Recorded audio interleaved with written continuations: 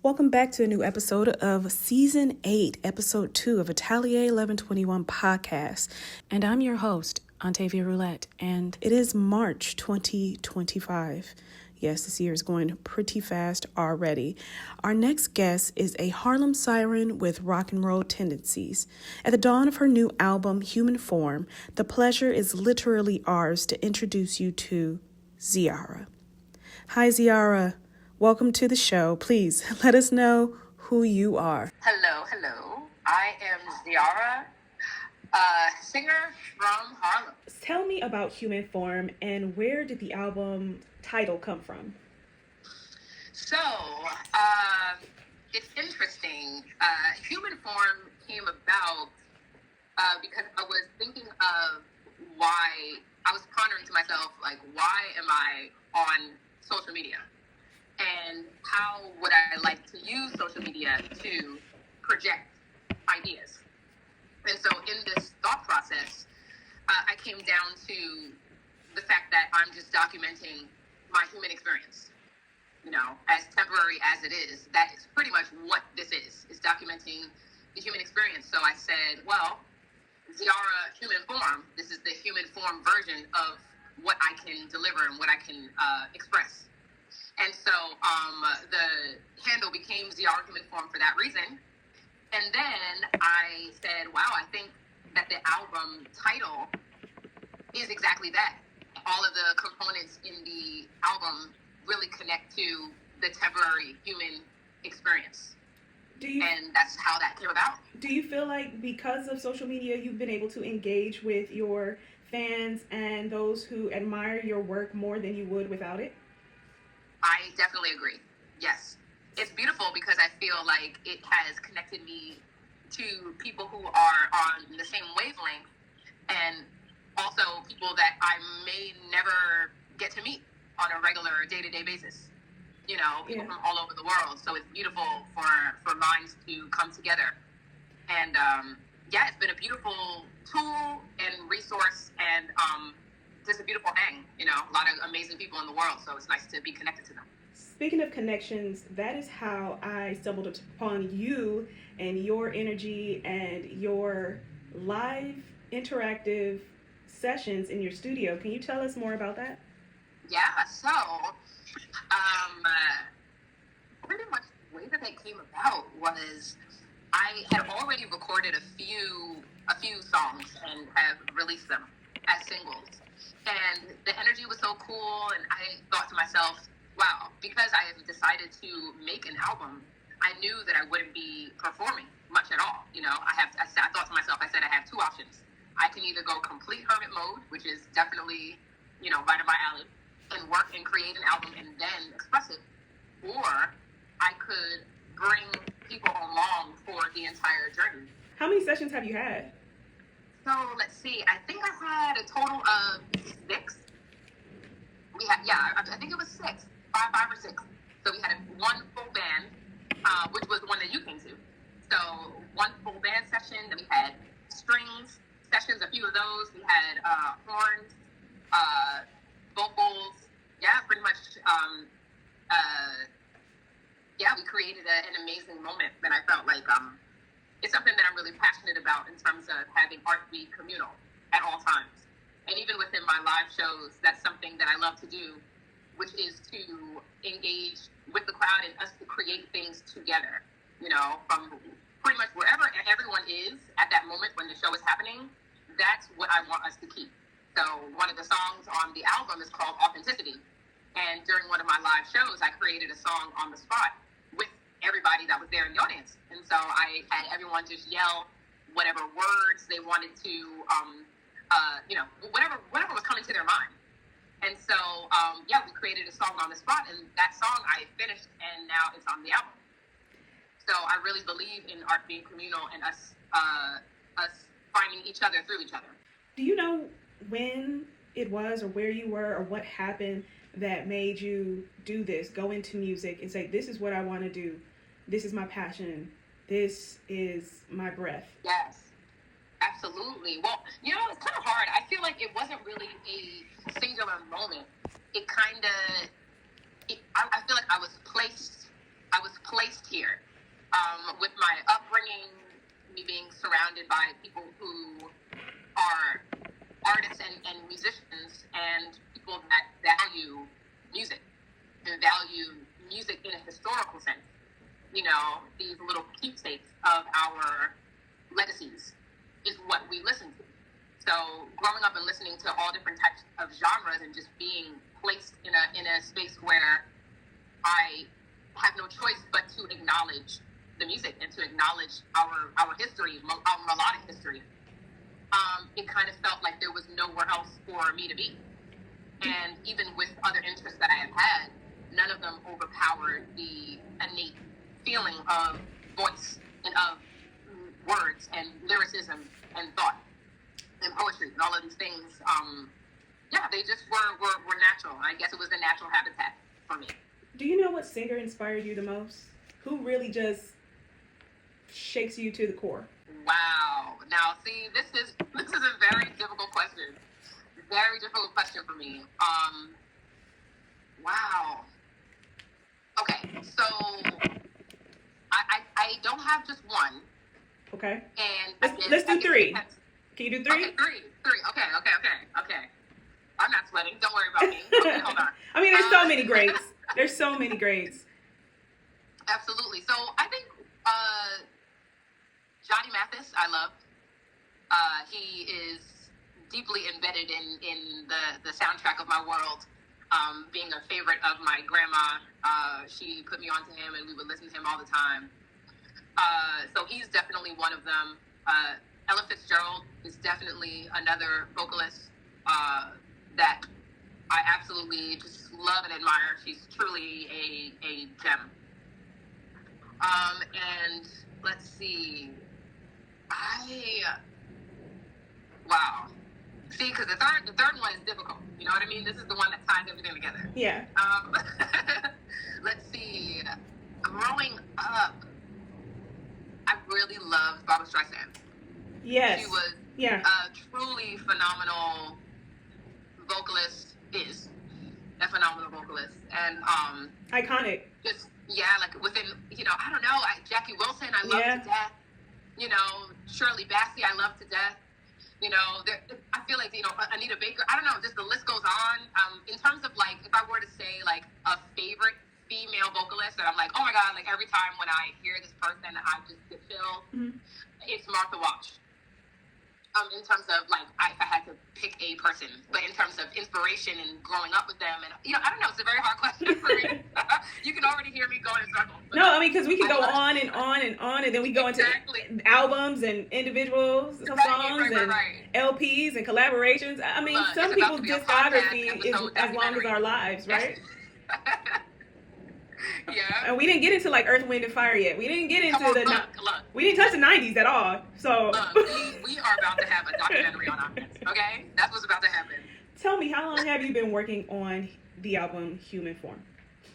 So it's interesting. Okay, so in terms of like starting it and pen and paper. Yeah. Okay, so it didn't become a thought until around April of 2024. And that was after a few singles had already dropped. And the intention was just to drop singles because I feel like it's easier to focus wholeheartedly on one single at a time. Right. So if there's specific messages and specific, textures of the tracks and the way that you want to express what a song is and does, I felt like singles might be a better flow because you're focusing from song to song to song to song. And so around April, I actually was in Egypt for a gig, and I was actually by the pyramids, which is amazing. And I think it kind of hit me when I was reflecting. I was out there and I was, filming a little video for one of the songs that I already dropped called "The Pleasure's Yours," and I was like, "Wow, this is so intense." Just the energy being there, and it was there when I kind of felt like this is the human experience. This is the human form experience right here, whatever I'm experiencing right then. And so it was after that night when I realized, hey, I think this is it's a whole message in itself. Every single song deserves to be together. And a lot of the songs weren't even written yet. That's the crazy part. I just knew that it was happening. And so, I just kind of decided that this is it.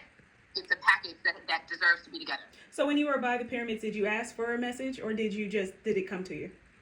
It came to me. It really came to me. There was a sense of peace and a sense of like just certainty. Yeah. You know how we can be stressed. We can think about a whole bunch of things, a whole bunch of elements that take us from day to day.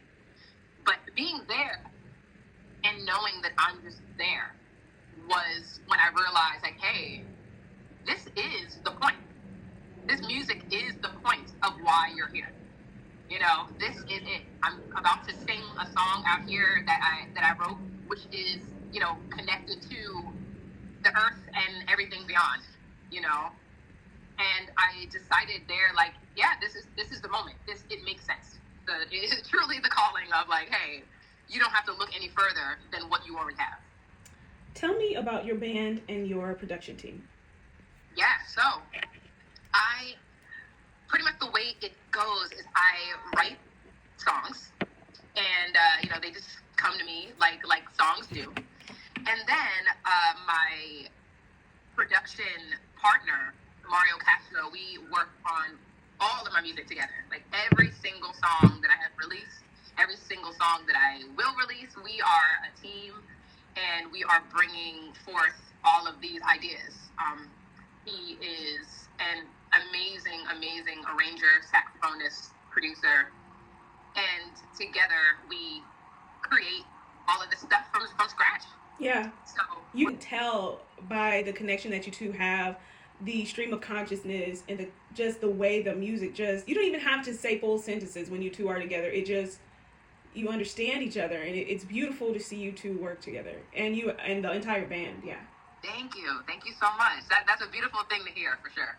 We get so wrapped up in creating that we sometimes don't have that perspective to see what it looks like or how it functions. You know what I mean? We're just in it. We're like, you're okay, in the moment, and once it's gone, you're like, damn, that was fire. Yeah, exactly. That happens to us all the time. So yeah.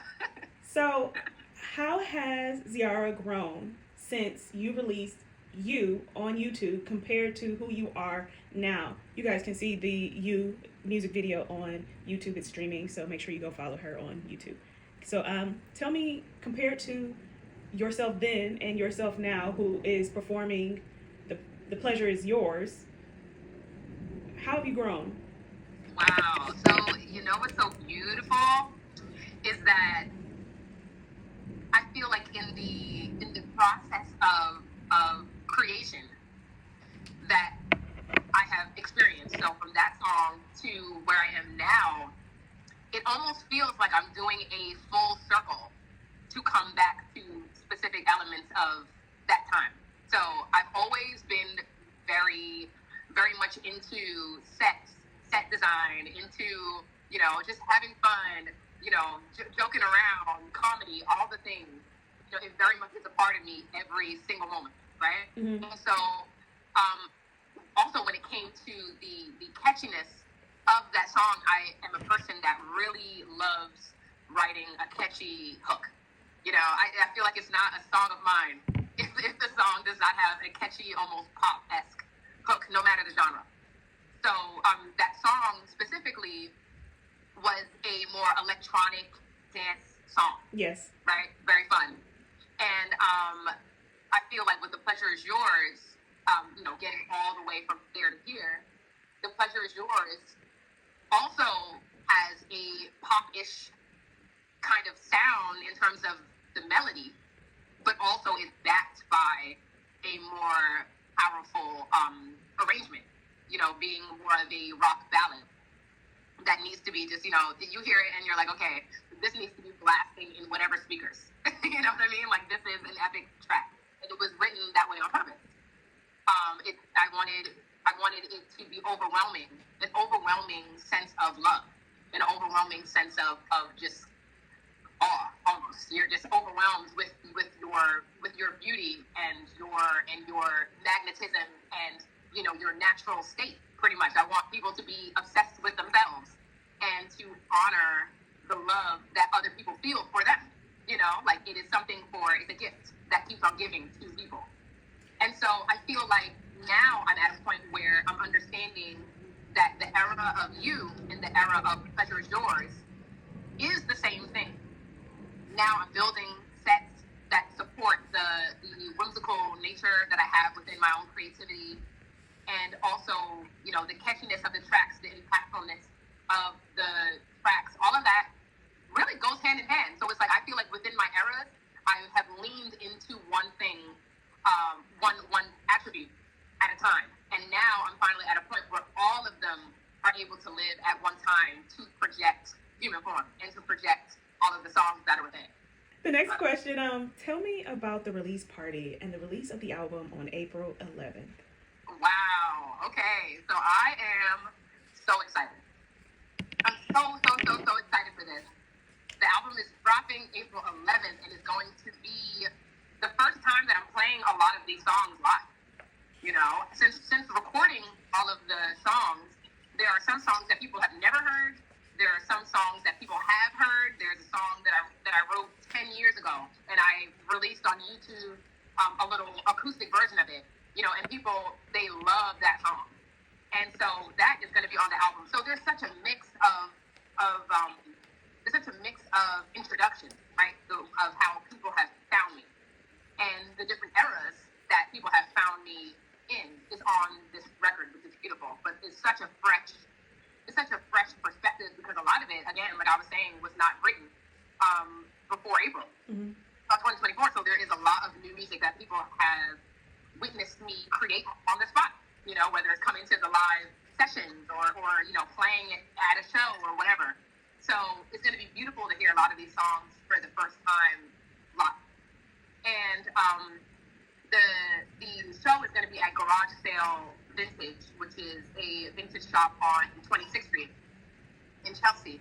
And it's beautiful because I, again, being very connected to history and connected to the legacies of rock and roll and artists that have, really expressed themselves and have given us examples of how we should express ourselves. I don't take that lightly. So to be surrounded by history, whether it's through fashion or through music, is something that I feel is a great way to propel a lot of the messages that are within the song. That's a beautiful and it's going to be amazing. Like, I'm very excited to hear the stories in a live setting. I'm excited to connect with everybody that's been really loving the music and just vibing with the whole movement. It's been beautiful to see. And I have a lot of music that involves audience participation. We are the band, all right? Anytime there's a show, everybody in the room is a part of the band. I'm pumped. I'm ready. It's going to be beautiful. I'm ready to crowd surf. Let's go. So we are down to our last few questions, which is sad because that means this is almost over. You have 13 tracks, if I'm not mistaken. I do, yeah. On the album, and the number 13 is your favorite number. Can you tell us about track number 13? Because, the last track truly wraps up an album. And we have a segment here of you expressing your experience with writing the final song. Today we are recording a song from scratch. And I mean scratchity scratch. Good chorus that I might need y'all on later. So we'll talk. But yeah, so pretty much I want to kind of run through what the song is and set up the vibe. So this is the 13th song of the album. And it's the last song. 13 is my favorite number. So I've always felt connected to 13, always felt like it was just amazing. Born on the 13th, it was totally a vibe, right? And then I said, okay, well, I have to do 13 songs. I know it, I feel it in my heart, cool. So this song is entitled Lucky 13. But let's talk about what exactly that means, right? So, Pretty much, this song is about the internal conflict of striving for greatness and also fearing its cost. Pretty much the song unravels the complexity of purpose, navigating the delicate tension between ambition and vulnerability. The song reflects on the mental battles of self-discovery, the burden of change, and the isolating nature of authenticity. Because I feel like to be yourself, it's a very lonely place to be, because you have to be the only one rooting for who you are and what you believe in. And I feel like a lot of times it's just you, you know, and it comes later on where people catch on to what it is that you do, but you really have to stand alone in who you are. Preach. It's a real thing. It's a real thing.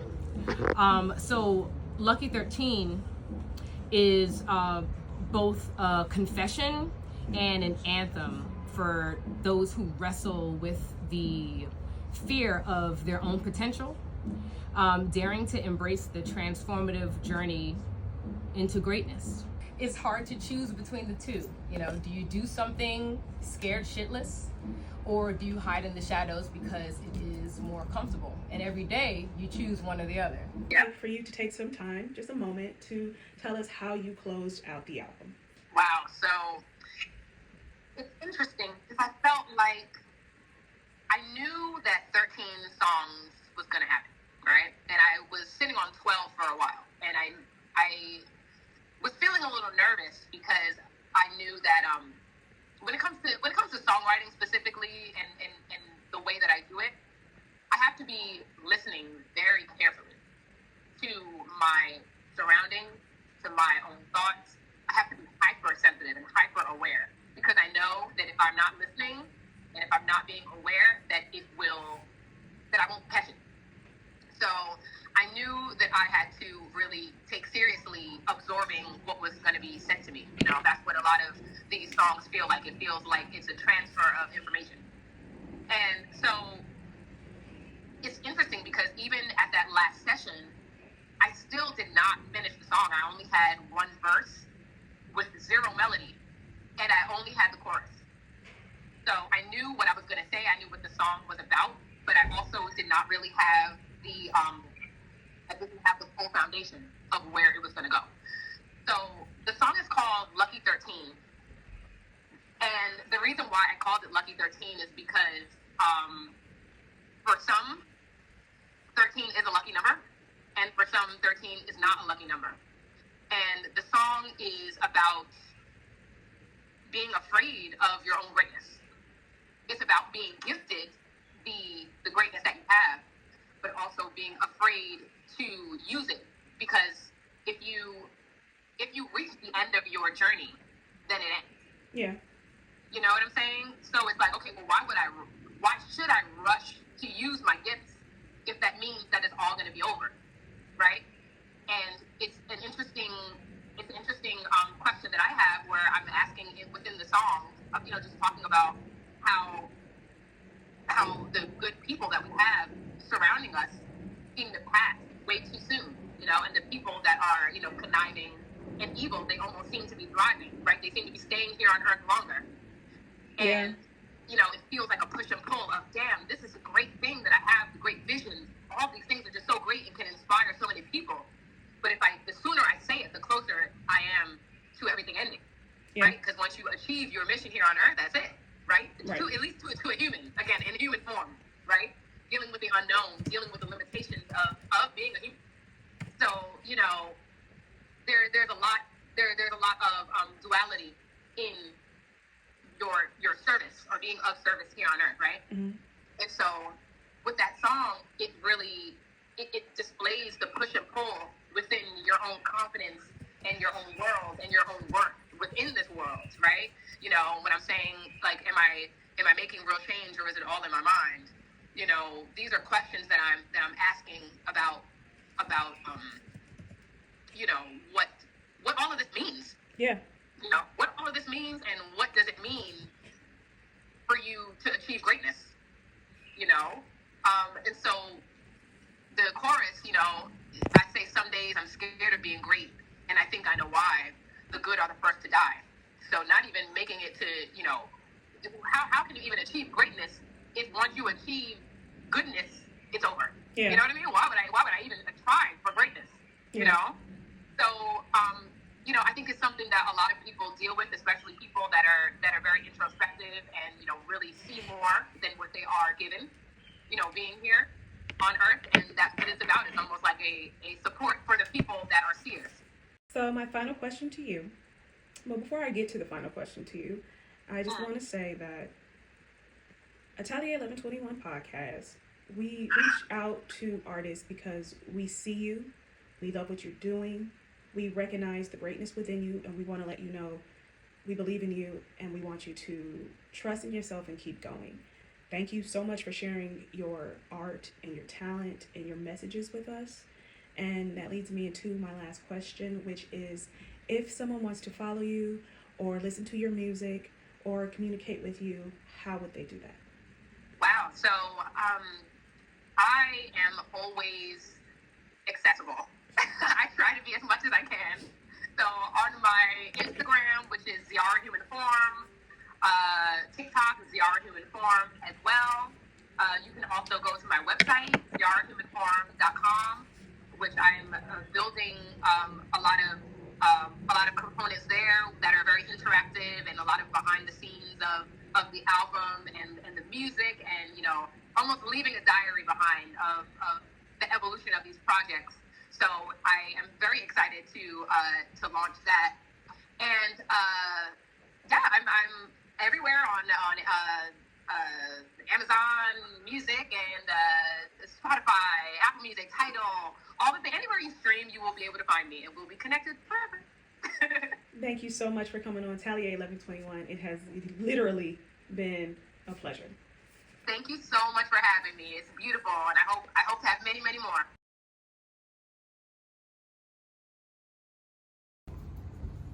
Some people here. Yeah. So should we stand? Two sides. There's two sides to these microphones. So should we stand? Yeah. Right, and like be like on it. Oh, sorry. I will fix the volume in a second. Oh my God. Slide to the left, slide to the right, crisscross.